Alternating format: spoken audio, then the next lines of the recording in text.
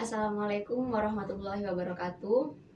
Bismillahirrahmanirrahim. Alhamdulillahirabbil alamin. Assalatu wassalamu ala asrofil anbiya'il mursalin wa ala alihi wa sahbihi ajmain. Rabbi shrah li sadri wa yassir li amri wahlul 'uqdatam min lisani yafqahu qawli.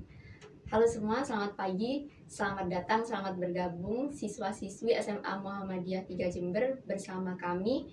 Sebelumnya perkenalkan, saya Indana Zulfa, alumni dari SMA Muhammadiyah 3 Jember. Sekarang saya berkuliah di Universitas Muhammadiyah Jember. Puji syukur atas kehadirat Allah Subhanahu wa Ta'ala yang telah melimpahkan rahmat dan hidayahnya sehingga kita dapat melaksanakan fortasi pada pagi hari ini dalam keadaan sehat. Salawat dan salam tetap tercurahkan kepada Nabi kita, Nabi Muhammad SAW. Baik, di sini sebelumnya saya akan menyampaikan materi tentang ke-IPM-an. Mungkin teman-teman sudah mendapatkan materi kemuhammadiyahan sebelumnya. Ada pengertian Muhammadiyah, teman-teman sudah tahu sendiri bahwa Muhammadiyah yaitu salah satu organisasi Islam yang bergerak di bidang dakwah, amar ma'ruf nahi mungkar dan tajdid berlandaskan pada Al-Qur'an dan As-Sunnah. Nah, IPM di sini termasuk salah satu organisasi otonom Muhammadiyah. Lalu, apa sih IPM itu? Nah, IPM itu merupakan salah satu organisasi otonom Muhammadiyah yang bergerak juga di bidang dakwah amar ma'ruf nahi mungkar di kalangan pelajar berlandaskan pada Al-Qur'an dan As-Sunnah. Nah, selanjutnya, kenapa sih IPM dinamai dengan Ikatan Pelajar Muhammadiyah? Nah, memang IPM ini fokus gerakannya pada pelajar. Jadi, yang pertama, IPM ini dibentuk pada tahun 1961, tepatnya pada tanggal 18 Juli 1961,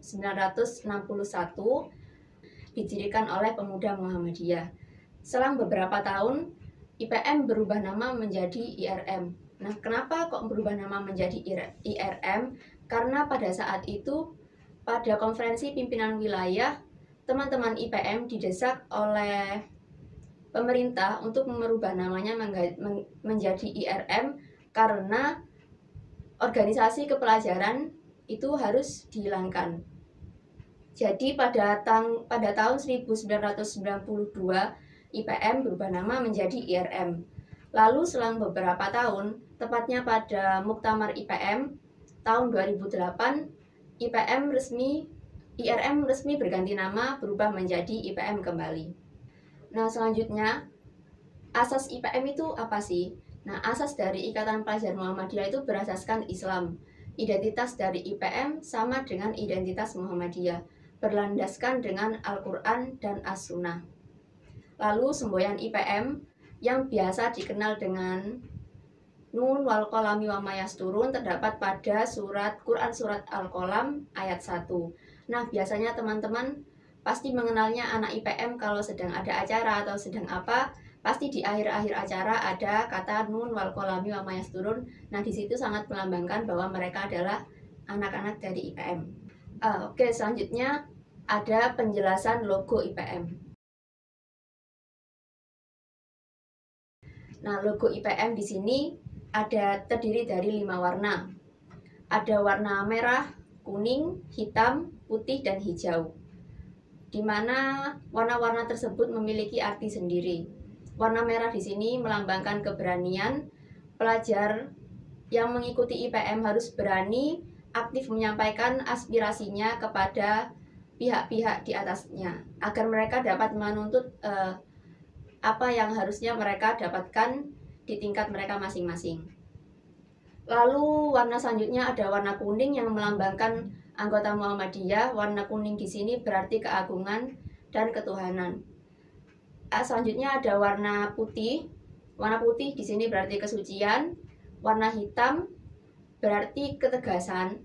Warna hijau adalah kemakmuran. Dalam logo IPM berbentuk segi 5 runcing ke bawah, di mana ini simbol logonya melambangkan pena, yaitu sangat melambangkan dengan gerakan kepelajaran. Nah, di tengah-tengah logo tersebut terdapat perisai berbentuk logo Muhammadiyah, berbentuk sinar matahari dengan 12 sinar. Di tengah-tengah perisai tersebut terdapat gambar buku itu melambangkan pelajar yang berilmu dan berakhlak mulia. Lalu di bawah buku tersebut terdapat semboyan IPM, yakni Quran Surah Al-Qalam ayat pertama, Nun wal qalami wa ma yasturun, yang artinya demi pena dan apa yang dituliskannya. Nah, selanjutnya, apa sih maksud dan tujuan IPM? Sebelumnya kita sudah mengetahui maksud dan tujuan Muhammadiyah. Maksud dan tujuan Muhammadiyah yaitu menegakkan dan menjunjung tinggi agama Islam sehingga terwujud masyarakat Islam yang sebenar-benarnya. Nah, maksud dan tujuan IPM di sini hampir sama dengan maksud dan tujuan Muhammadiyah, yakni terciptanya pelajar muslim yang terampil, berilmu, berakhlak mulia sehingga membentuk masyarakat Islam yang sebenar-benarnya. Kembali lagi pada tujuan Muhammadiyah yang awal. Namun, fokus gerakan IPM tetap pada pelajar. Di IPM itu apakah sama sih dengan OSIS? Nah, IPM itu hampir sama dengan OSIS, tapi karena kita berada di sekolah di bawah naungan Muhammadiyah, jadi kepengurusan sekolah, kepengurusan siswa di sini namanya IPM, bukan lagi OSIS. Tapi tetap sama, ada struktur-struktur dan bidang-bidang di dalam kepengurusan IPM di sini. Apa saja sih bidang-bidangnya dalam IPM? Nah, di IPM itu ada 3 bidang wajib dan 2 bidang yang boleh ada dan boleh tidak ada. Lalu 3 bidang wajib ini apa saja? Yaitu ada bidang PIP, pengkajian ilmu pengetahuan. Yang kedua ada bidang KDI, kajian dakwah Islam. Dan yang ketiga ada bidang perkaderan. Nah, bidang PIP ini fokusnya pada pembekalan ilmu pengetahuan kepada siswa-siswa, bagaimana siswa-siswa nanti pembelajarannya, lalu ilmu-ilmu yang inovatif yang sesuai dengan perkembangan saat ini itu dilakukan oleh bidang PIP. Nah, selanjutnya ada bidang KDI, kajian dakwah Islam. Di sini fokus pada gerakan keislaman. Selain pelajar yang pandai, yang berilmu, pelajar Muhammadiyah juga harus takwa, juga harus mengamalkan bagaimana. Nah, pelajar Muhammadiyah juga harus mengamalkan nilai-nilai keislaman. Nah, yang ketiga ada bidang perkaderan. Bidang perkaderan di sini fokus kepada pelajar-pelajar yang memang sudah mengikuti IPM, walaupun tidak mengikuti IPM, tapi memang harus dikader agar mereka mampu melanjutkan amal usaha Muhammadiyah. Nah, untuk 2 bidang yang tidak wajib, yaitu ada bidang ASBO, apresiasi seni budaya dan olahraga. Nah, bidang yang kedua ini ada bidang kewirausahaan. Nah, bidang ASBO di sini fokusnya pada minat bakat siswa di setiap sekolah masing-masing.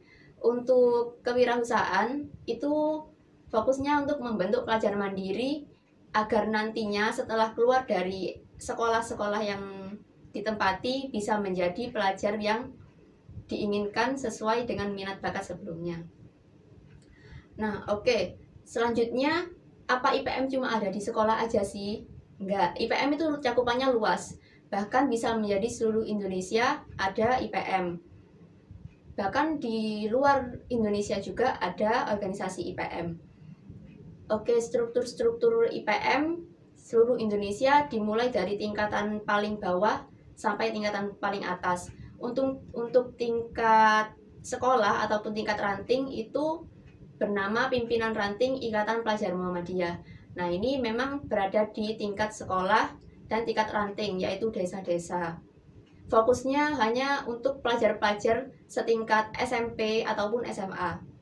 Nah, selanjutnya 1 tingkat lebih atas dari pimpinan ranting itu ada Pimpinan Cabang Ikatan Pelajar Muhammadiyah. Pimpinan Cabang Ikatan Pelajar Muhammadiyah ini berada di tingkat kecamatan di setiap daerahnya. Contohnya saja di Jember ini ada 8 pimpinan cabang sekarang. Alhamdulillah nambah 2 pimpinan cabang yang baru, yaitu pimpinan cabang Semboro dan pimpinan cabang Tawangalun, yaitu di Sumbersari, Kaliwates, dan Patrang. Nah, selanjutnya 1 tingkat lebih tinggi itu ada pimpinan daerah. Pimpinan daerah ini tingkatannya di kabupaten. Jadi fokusnya di pelajar seluruh kabupaten. Lalu selanjutnya ada pimpinan wilayah berada di tingkat wilayah. Kalau di wilayah Jawa Timur, yaitu pimpinan wilayah Jawa Timur. Nah, yang paling tinggi ini adalah pimpinan pusat. Pimpinan pusat Ikatan Pelajar Muhammadiyah di Indonesia itu ada dua. Yang satu berada di Yogyakarta dan yang satu lagi berada di Jakarta. Lalu apa sih prestasi-prestasi yang diraih oleh IPM? Nah, IPM di sini di Indonesia sudah meraih 3 penghargaan terbaik di tingkat nasional, di tingkat internasional juga ada.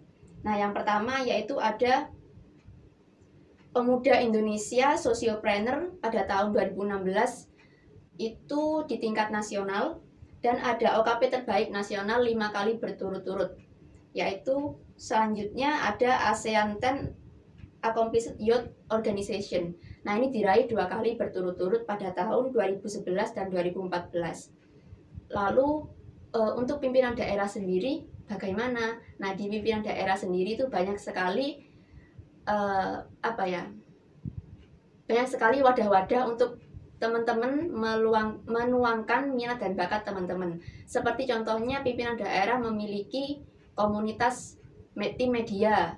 Nah, itu fokusnya pada gerakan pelajar yang memang memiliki bakat pada salah satu ilmu literasi, menulis, ataupun seperti yang berhubungan dengan IT itu juga bisa di tim media. Nah, selanjutnya ada komunitas sembako. Komunitas sembako di sini teman-teman fokusnya kepada kewirausahaan. Nah, bagian jual beli produk, menghasilkan produk, atau mengambil produk jadi reseller. Nanti akan ada seminar kewirausahaan yang diadakan rutin oleh pimpinan daerah. Selain itu juga, pimpinan daerah juga sering mengadakan event-event kepelajaran di luar keilmuan juga ada, seperti event futsal. Nah, itu di bidang apresiasi seni dan budaya dan olahraga, event games Mobile Legends. Nah, karena IPM sendiri itu harus menjadi pelopor yang inovatif, nggak boleh ketinggalan zaman. Kita nggak boleh ngadain event yang gini-gini aja, karena kan zamannya teman-teman udah pada kenal dengan Mobile Legends. Makanya teman-teman IPM mengadakan event yang sekiranya menarik minat banyak pelajar, seperti contohnya event Mobile Legends. Baik teman-teman, karena mungkin itu materi yang bisa saya sampaikan, saya akan mengulasnya sedikit. Jadi memang IPM ini fokus gerakannya memang kepada khusus pelajar. Nah, teman-teman yang baru bergabung di SMA Muhammadiyah, jangan pernah ragu untuk mengikuti banyak-banyak organisasi, bergabung pada beberapa ekstrakurikuler, karena nantinya akan sangat bermanfaat ketika kita sudah melanjutkan ke jenjang selanjutnya. Seperti saya, kenapa saya dulu tertarik kepada IPM? Karena IPM itu dulu saya lihatnya IPM di SMA Muhammadiyah itu wow gitu ya. Karena anak-anak IPM itu sama dengan anak-anak OSIS. Mereka itu terkenal. IPM itu termasuk intrakurikuler, bukan ekstrakurikuler. Jadi sebisa mungkin memanfaatkan peluang untuk mengikuti organisasi-organisasi seperti IPM ataupun ekstrakurikuler lainnya, yang dimana nanti akan menumbuhkan bakat-bakat baru yang sebelumnya mungkin teman-teman tidak miliki. Nah, seperti itu. Oke, selanjutnya saya akan memberikan beberapa tugas. Nah, tugas yang pertama mungkin teman-teman bisa gambarkan logo IPM seperti yang saya sebutkan pada materi tadi. Digambarkan logo IPM beserta makna-makna warnanya, 5 warna tadi. Lalu untuk tugas yang kedua, teman-teman bisa tuliskan struktur IPM dari tingkat paling bawah sampai tingkat paling atas terakhir. Oke, sekarang saya akan menyampaikan sedikit closing statement dari saya.